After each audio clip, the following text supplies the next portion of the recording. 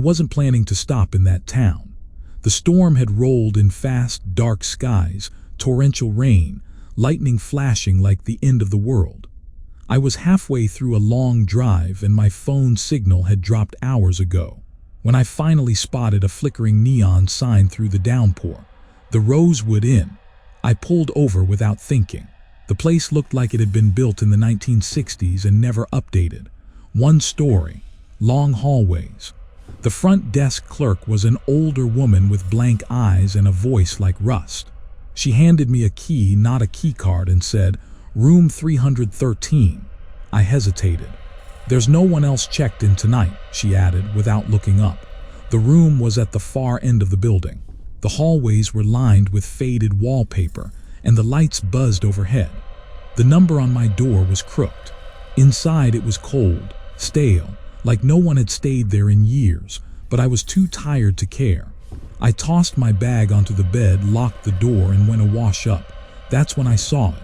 The mirror was cracked, and in the center of that crack, just for a moment, I saw someone standing behind me.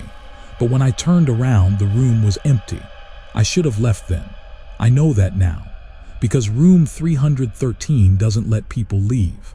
The wardrobe stood in the corner, slightly ajar, as if someone had forgotten to close it all the way. The shadow from the door stretched across the floor, almost alive. I didn't move. My heart pounded in my ears, muffled, rapid. The whispering continued. No words, just a soft scraping, like someone was trying to implant a thought in my mind but didn't yet know what exactly.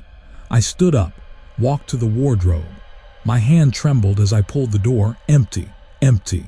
I ran my fingers along the back panel. Smooth.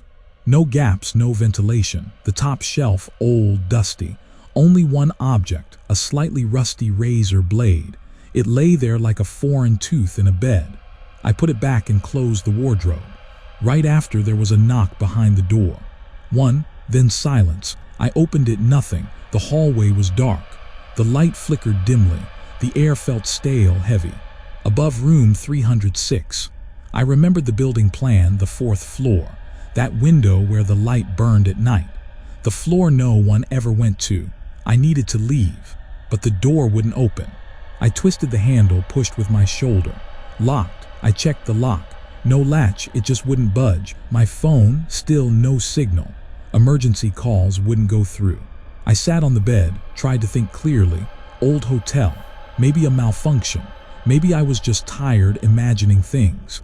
Maybe it was all a dream. A knock on the window. From the 3rd floor. I live on the 3rd floor. Outside, no balconies. No ledges, but someone had just knocked on my window. Outside. I slowly turned around.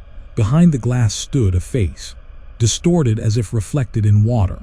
The eyes completely black. No whites, no pupils, just 2 empty holes. The mouth slightly open, like it was trying to say something but couldn't. When I blinked, it vanished.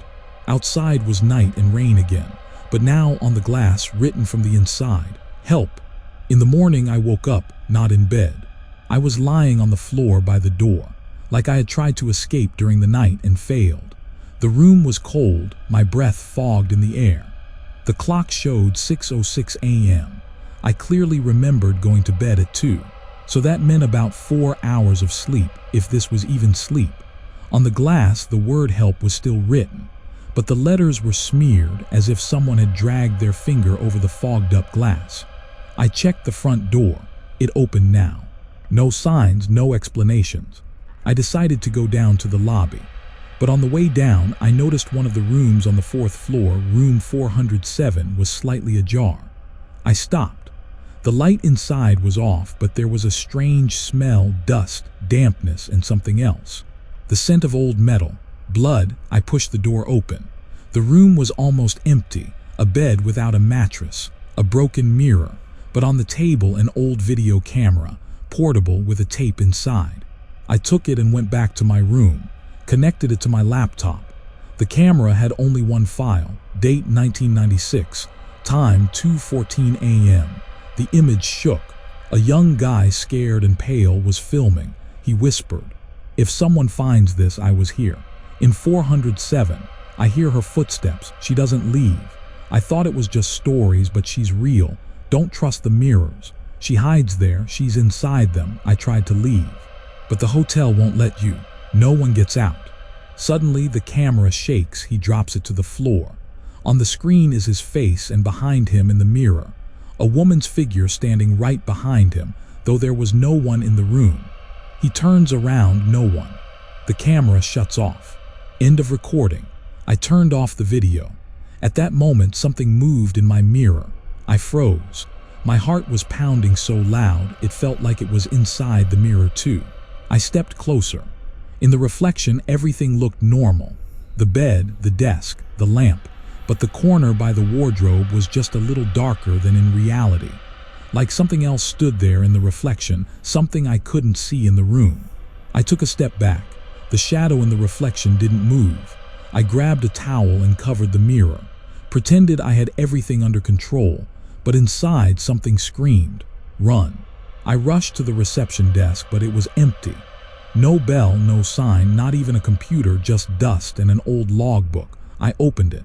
On the last pages were strange entries, the same names repeated, every 5 to 7 years.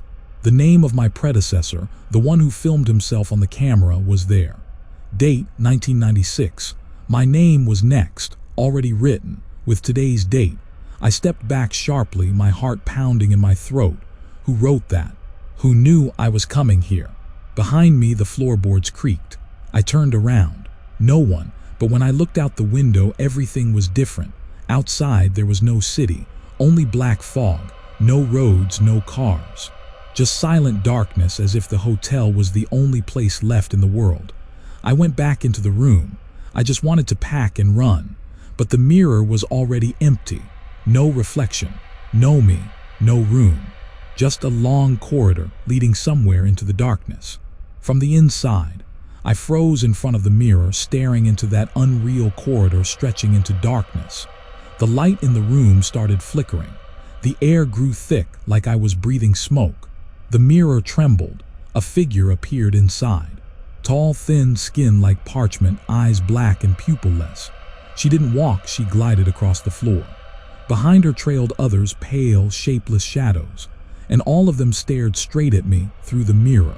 I screamed, rushed forward, tore off the towel, but the reflection didn't vanish. They were there, still moving closer. In panic, I tried to smash the mirror, nothing. It didn't crack, it just pulsed like it was breathing itself. Then it sucked me in. One jerk and I was no longer in the room, but in that very corridor. The floor endless, the walls gray and damp. I called for help. No one answered. And then I understood, those watching from the mirror, they were former guests. Those who checked in, stayed, and never left. They were trapped, like I am now. And the mirror in the room, it became normal again. Returned the reflection. Only now it's not me. It's you. Watch closely. It's already watching. And if you ever check into room 313 in that old hotel on the edge of town, don't reflect.